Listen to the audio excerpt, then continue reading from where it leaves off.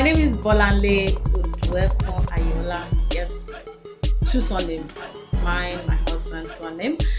I'm a broadcaster. I work with a radio station in Ibadan, your state. I live in Ibadan. I'm married with a daughter. I'm in my mid-20s. And I'm here on YouTube to share my experience on how it's been. I noticed that, I'm here to share my experience on how it's been being a mother at the tender age of 20. I'm just joking. But then, at a point in my life where my friends are actually starting to, enjoy their lives, chill out and, just basically enjoy the 20s. I got married after about a year. I had some months. I had a child, and yes, I'm here on YouTube to share my experience on this channel. As you can see, the name is Fairly Used Mom. Honestly, I think I'm stressed out and fairly used. So on the channel, we're talking about different things. I'll be giving out my experiences. I must say that I am not an expert. Okay, I'm not an expert on marriage affairs, baby matters, health matters. I'm not a doctor. I'm a broadcaster. I'm a radio presenter and a newscaster. Okay, so but on the channel, I will be talking about things that have worked for me as regards my child's health, hair growth, so many things, taking care of the child, and also providing solutions as much as I can. Also, I will be raising some issues that I feel that young women who are married need to constantly raise with the older generation, because that's very, very important. You hear people talk about, oh, what's the big deal? As a married woman, there's no big deal there. You have to do this, you have to do that. And there's so many things that we're expected to do, especially for working moms, young moms, who have careers, and their careers demand so much time. I mean, take me for instance. I work with a radio station and I'm filming this video on a Monday. Yes, I know you're thinking, Monday, aren't you going to work? Now, my work schedule is somehow funny because, say for instance on a Monday I'm off and I'm at home, but then on a Saturday when everybody wakes up in the morning and says, okay, let's enjoy, let's make moi and relax ourselves, I'm waking up the dot of 5 a.m. to prepare because I have to be at work. I mean, I love my job, I'm not complaining, I love my job. So on this channel, basically we'll be talking about how I've been able to cope as a career mom, also a young career mom who has so many things to do, so many people to include in my lives. And of course, I'll be reaching out also to you out there, to, if you have questions for me, if you have things you think we should talk about on the channel, we'll be talking about it. Hey, this video is probably not perfect because this is my first time on YouTube. Okay, so if you are watching this video, I believe you should have subscribed to the channel. If you have not subscribed to the channel, please click the subscribe button. Now, beg. Okay, so today we're going to be talking about long distance marriage. Getting married, I kind of immediately entered a long distance marriage. This was because I got married, and almost immediately, or almost just before my wedding, I got a job offer right here in Ibadan where I currently work.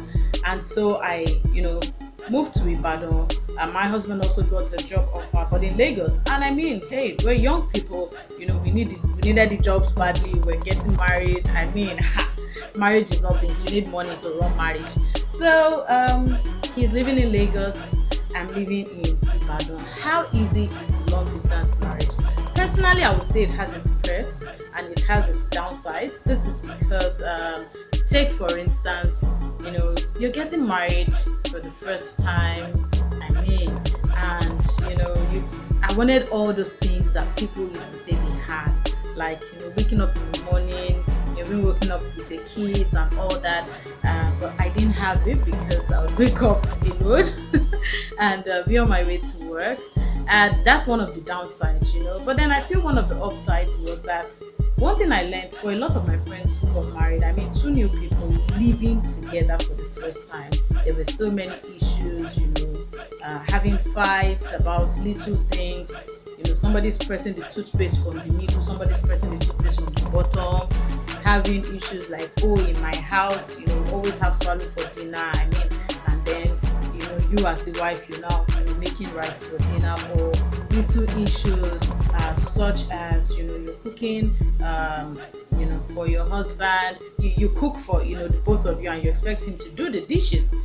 Because in your house that's how it's done, where you're coming from that's how it's done, but then it's not working. Those are some of the issues that I heard that so many people had on getting married initially. And so I would say that issues like that were kind of easy on me, because we only saw on weekends, and as much as possible try to enjoy our weekends, because we know we'll not see again until next weekend. Okay, so those are some of the ups and downs that I think that long distance marriage has. But then I must say quickly that I won't quickly recommend long distance marriage if it's not so if it's not inevitable. But if it's inevitable, then I'll recommend that there's no big deal there, and you can definitely make a good marriage. Let me give one or two tips, which is where I'll begin this week. Now, one major thing that I feel that should happen if you're in a long distance marriage is communication. Relationships break up because there's little to no communication. Your marriage should not break down in the first 1 month or 2 months because of communication. Now, as newlyweds, as a husband, you should constantly call your wife. As a wife, you should constantly call your husband. The internet has been good to us.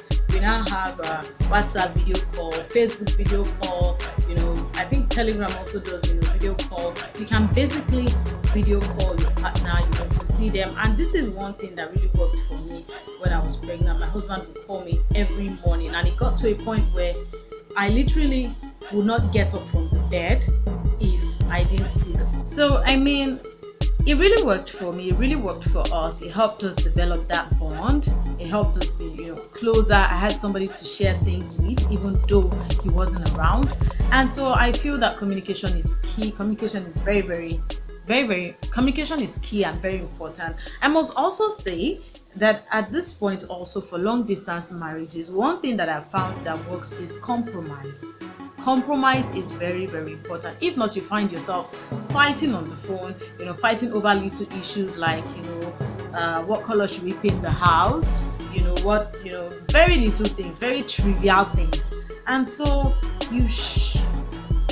compromise may be needed a lot. Sometimes you don't necessarily like what the other party is saying.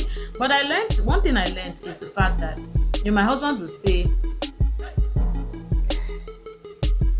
sometimes I'll make a call, and then I'll be angry that, oh, I was calling you, I said I have a headache, and then you couldn't even say, oh, sorry, have you taken something or this or that? And or sometimes I would call and say, oh, your voice was sounding angry.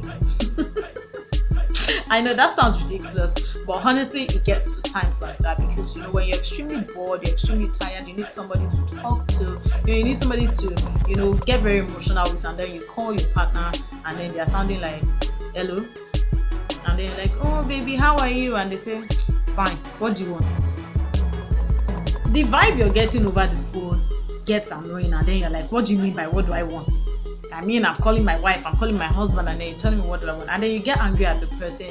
But over time, I have learned not to judge reactions over the phone. I've learned not to judge reactions when I can't see the person, when I can't see my significant other. This is because I realized that when you call someone, they may be in a certain mood, they may be in a certain way, and then or they may be in a certain situation where it's not time, where they are not able to react the way you want them to react, or sometimes they just may be tired. You don't even know. They could also be missing home and be angry that they actually have to stay in a long distance marriage. And so another thing, which this is the last thing I would say for this particular episode, learn not to judge reactions on the phone. This is why so many young couples fight. This is why so many people like me and you fight with our husbands and our wives, because you say, oh, you were sounding uninterested on the phone, oh, you were sounding dismissive on the phone,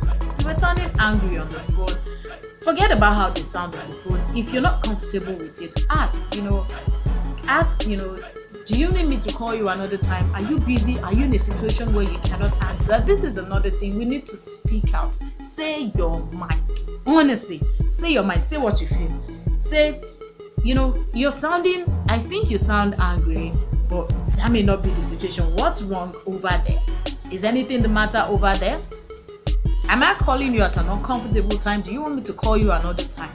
This is how people in long distance marriages and relationships conclude that their partner is cheating, whereas their partner is not cheating. The poor person is trying to hustle and find a better way in life, but because you call all the time and then they pick it and say hello, hello, they're whispering and they say hello, please call me back. You think they're with someone else. So also learn to voice out your thoughts. Learn to tell them how you feel and also ask how they feel in response. I hope this has been helpful to somebody. If you have watched this episode, please click on the subscribe button right there. Yes, click on the subscribe button and also like. Well, I would say it's not by force to like. I don't want to be a bitch on the first episode. It's not by force to like, but please like this video. If you feel it's worthy of a thumbs down, then there's no problem, because one thing I've realized is that not everybody has to agree with you in this life. Okay, but if you like what I've talked about, or if you have suggestions for me on the channel, I know this is just my first video, but if you have suggestions for me, please put your comments in the comment section. I'll be back again next week, so help me God, with more advice on things that I've faced and how to surmount them. I hope you enjoyed today's episode. Thank you for watching. Bye bye.